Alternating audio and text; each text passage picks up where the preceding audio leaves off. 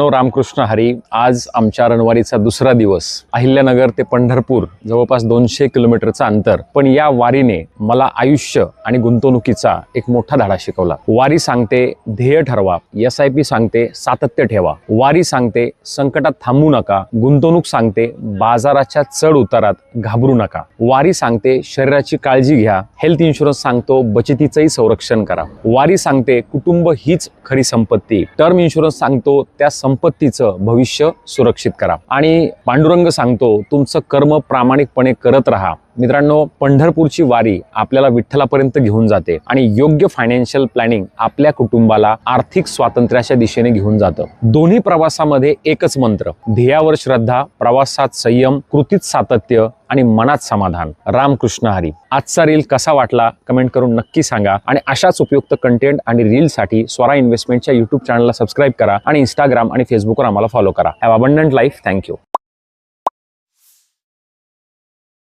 Mutual fund investments are subject to market risks. Read all scheme-related documents carefully.